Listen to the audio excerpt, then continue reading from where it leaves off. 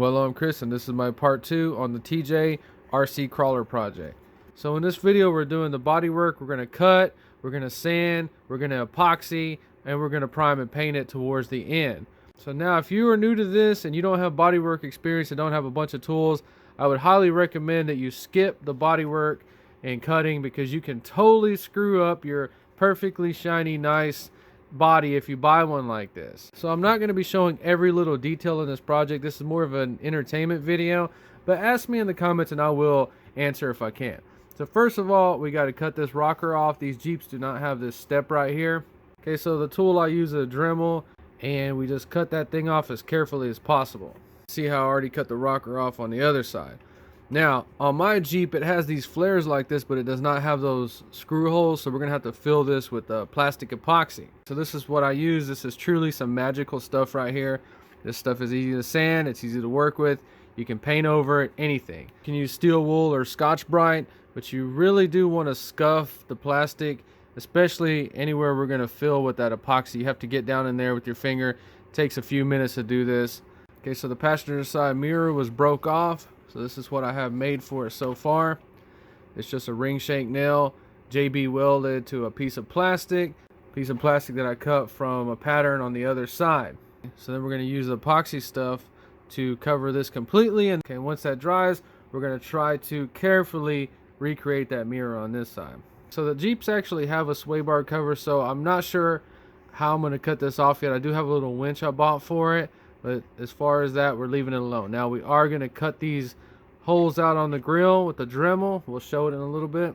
So little plastic body, it's just like a real car. We got to get rid of anything we don't want. See these casting holes or whatever that is? I already got one off. We'll show sanding that down. You got to be super freaking careful and not to accidentally scratch. I didn't damage it, but just got to pay special attention to these parts because you can screw everything up. Okay, so on the Jeep, the body ends at that line. So we're going to go in and show cutting this back bumper thing off. Make sure you mask anything off you don't want to get sanded. Okay, so this is one of those things that you can screw your whole freaking project up. Now, we have sand scratches in there. We are going to have to lightly prime this little area right here and sand every one of those sand scratches out before paint. So if that's not something that you're committed to do, do not try this at all. You'll ruin everything. So we're just going to create like a little sanding block. So just like sanding on a real car, we're just trying to knock that high spot off.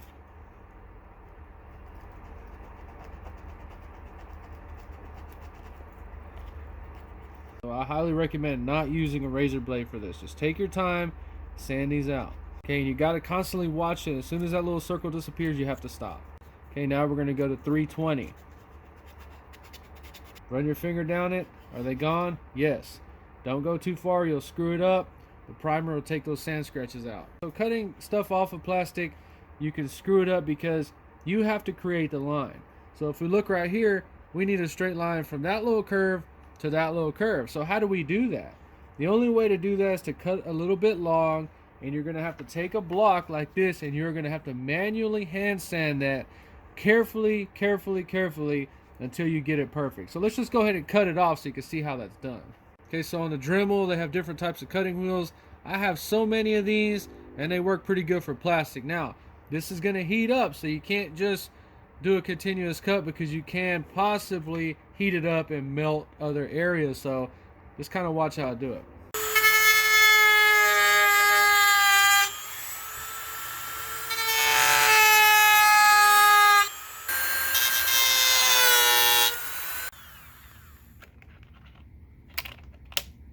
You can clearly see it looks better without that. Jeeps don't have a piece right here. Jeeps are just flat right there at the body.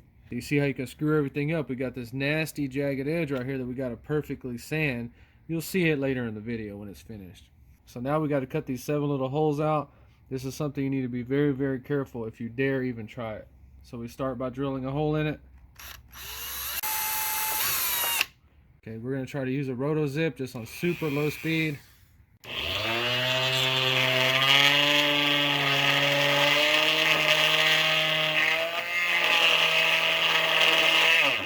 Okay, so you kind of get the idea. I'm going to carefully do that off camera. So then the way you use this epoxy stuff is you just cut a little slice off and you mix it up with your hands. Just cut it with a razor blade. so the heat from your hands will warm it up. Just play with it like some Play-Doh. So it's blue and white, and when it gets one uniform color, it's ready to use. Okay, so we got one uniform color. Now this has already been washed really good with bleach soap. Take a little piece like this and just stuff it in there with your hands, and make sure you have a little bit poke up. Stick it in there like some gum. Okay, so remember the mirror that we need to fix. We're going to go ahead and use this to cover this whole piece right here. Notice how we're coming up right there, so when we stick it back in, it's going to create like a little matching molded area. There we go. You see how we put the epoxy on there? Let's let this stuff dry. So we're in a couple hours of body work. You see how the fender flares are starting to look better as we prime them. So let's take a look at the steps. So first step was put the stuff on there like gum, squish it in the little holes. And that's why you want to do one at a time, because you'll learn from your mistakes real fast. So this is sanded down. Of course, we had it masked while we sanded it. Now those big brutal scratches are 80 grit on a car. That's typically where you start, and it does knock it down real good. But on this model car, I am not going to start 80 on these. I'm going to start with 180, because what I found out during the priming is that 180 scratches are very, very difficult to get out. This has about 3 coats, 320 sanded of primer, and it's still not perfect. So let's go through the steps. Let's sand this one a little bit. We'll mask this off, clean it, and prime it to give you an idea how to do that. We take 320 dry, just cut a little piece off like this. You probably want to sand with it masked, but I just wanted to see how much overspray I was getting and clean it up before it gets too crazy. So we take our 320 block and we try to go up to that little edge. The same thing like on a car. Use a crosshatch pattern, X motion. You see it's starting to look a lot better. So you see how we knocked the high spot out? We still have a tiny low spot right there, but we're going to put some more primer on it. Okay, so these have been 80 grit to knock them down, and then 180, and then we just kind of go over it with 320 real light. Let's mask this off and get it primed. All I'm doing is taking a little napkin or paper towel with some alcohol on there. This is going to take off all the grease and all the dirt. See how it's kind of giving it a deep clean. And anywhere you're going to put tape to mask it, just clean it off real good. So they do have flexible masking tape. I will be getting that for the final paint job.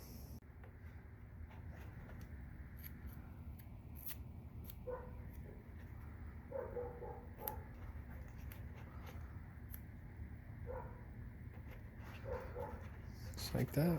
Okay, so if you buy stuff online, they send you plenty of this packing paper. Just use something like this. So this is the paint and primer that I'm going to be using for this project. I just walked in O'Reilly and got it because this is recommended for plastic.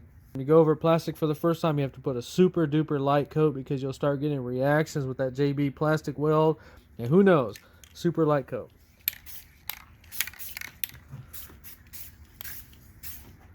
That's it. That's our first coat.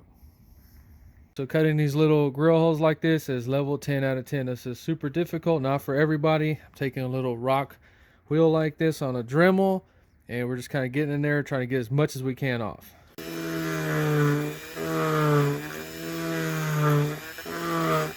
You know, I work on a lot of stuff, so I have a whole assortment of files. Now, you can get all these for under $20. They have a little bag like this at Lowe's. And, of course, your straight steel files. You just got to carefully go in there. Take your time.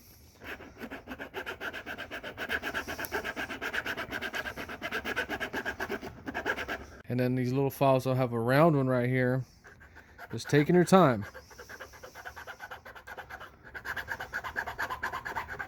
You're going to have to do that a bunch of times, but you can see we eventually will get them looking pretty freaking good. So then for the little door mirror, we have it primed a little bit, and you see how it just kind of fits in there and it kind of molds itself to the body. It's not exactly like the other one, but it's going to work out perfectly fine. Now this is going to be painted flat black right here, so it's really not even going to be noticeable that it's different when we get this thing done. Okay, so we got our first low coat on there. We don't see any reactions. Now we put a little heavier coat.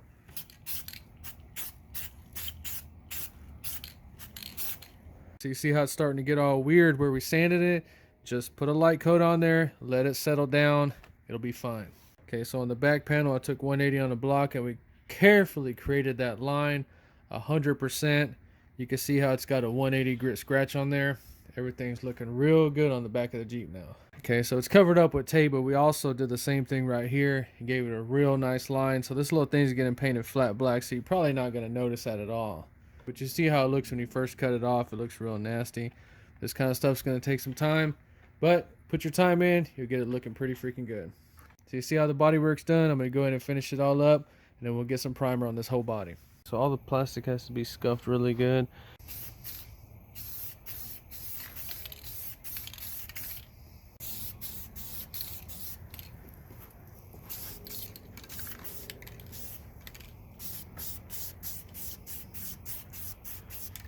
So the first coat of primer, it was a little bit more than just a light coat, but still pretty light. So the first coat over plastic, I'm gonna let this dry for about 4 or 5 hours.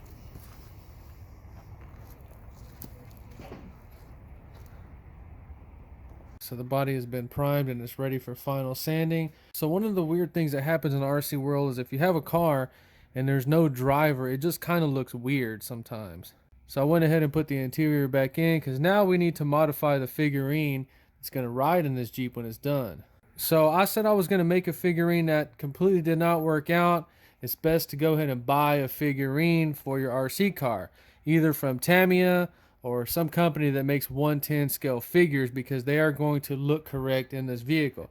Now I went to Walmart and I found this for $14.99. I really wanted Freddy Cougar, and they had the grandma from Golden Girls, but they were just not the right size. Harry Potter is just exactly the right size for this Jeep. Like I said, $14.99. You can't beat that. I actually used to kind of look like that without the glasses when I was younger. So this is what we're going to use. And don't get mad at me, but we're going to have to cut him. I don't know, his legs, his torso. Something is going to get cut off of Harry Potter in this video. Okay, so I've never seen any Harry Potter movies, and I don't think I ever will. Please, somebody tell me what this is right here. What is this supposed to be? This is actually a very high quality toy. I don't know if this is a toy or not, but I mean, look at all these little movements. Dude, he looks like a real human. So his legs actually just kind of snapped right out, and we're just kind of cutting him down probably about 1 centimeter, half an inch. Let's go ahead and show that.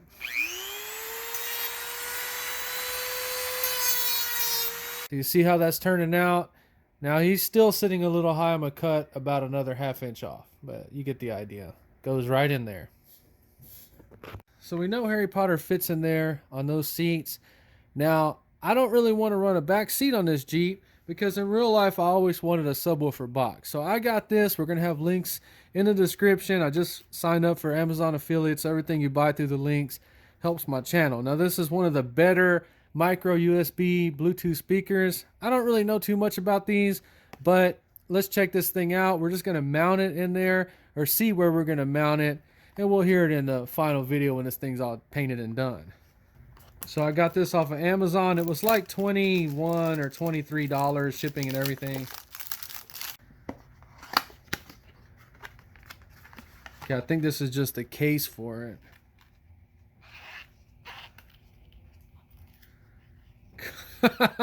Look at that freaking thing right there.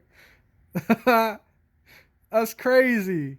So this is just like a portable keychain type Bluetooth speaker. It does have some weight to it. It has a little subwoofer here at the bottom.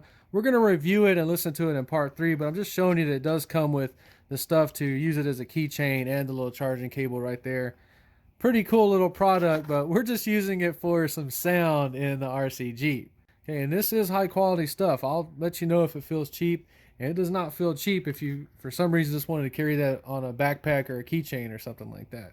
Okay, so to mount this in a Jeep, we're probably just going to put some hot glue. Hopefully that'll hold it. I'm going to shave that little stud off and shave the floor out, and it's just pretty much going to sit like that in the back of the Jeep. But you see what it is. Hopefully this thing sounds great. We'll review it in part 3. Okay, so the last thing we're going to do in this video is we're going to mount this on the ECX chassis and see how easy or hard that is. Now, one thing I did do was I said I wasn't going to buy tires for it, but I found some wheels that look just like the Jeeps. Let's check them out. So these were about $50 on Amazon. There'll be a link in the description. Check this out right here. Got these wheels and tires, and they look a lot like the ones on the Jeep. Now, these are 3.7s. So 37s and a 15.5. So these are a lot more closer to looking realistic like the stuff that's on my Jeep. So let's go ahead and get these wheels and tires on here. So I got the wheels on there, and they do have little fancy center caps with 5 little screws. See how I got the front dialed in just right? It flexes just about where it needs to be. So I apologize. We don't have enough time to get this body painted in this video, but you see how it's in primer, and it all looks really good up close. Still got to do some little sanding, but you'll see the paint job in the beginning of part 3. So the reason I can't paint is because it took so long to get this mounted on the chassis. You see all this that had to be cut out? So that's where the body's going to sit. I've decided it would be a better idea to shorten the suspension on the back instead of messing with the front. So let's talk about the headaches I went through to get this body on here. Okay, so we don't have the little body mounts drilled yet because I have to order some taller ones. The bumper, I was able to just slide it into the closest setting. And then the body's going to be mounted where the sway bar cover of the Jeep just barely covers up those 2 screws. See, that's the look that we're going for right there. So then on eBay, they sell little working winches, and it's going to fit in there. We'll look at it in the final video when it's painted. It's pretty cool that they even sell stuff like this. So then on the floor of the Jeep, you see what had to be cut out to clear the electronics and these 2 spring perches right here. So on the back of these frame rails, I did have to cut off about 1/2 inch, re-drill the holes, and just scoot the whole bumper in a little bit to look right on this Jeep. Okay, so on those 2 little gaps right there, that's actually where the body sits. So I'm going to put some kind of foamy tape on there to protect it. So then the body just gently slides over, and it's going to sit on those 2 little bumper things. Nice little gap. And to secure the body, it didn't even take me 15 minutes to come up with this. And then it has a pin that positions the body back exactly where it needs to be. So the bumpers, the gaps, all looking pretty good. So then when I get those front mount things, this is going to cover up those 2 screws right there. So you see how I left the front alone, and we're going to modify the back end. The wheel needs to come in about 1/2 inch. I'm going to experiment with some all thread. You'll see what I did in the final video. Jeep's looking good so far. In part 3, we're going to paint it in the beginning, and we're going to finish this project up. If you enjoyed, please like and subscribe. Thanks for watching.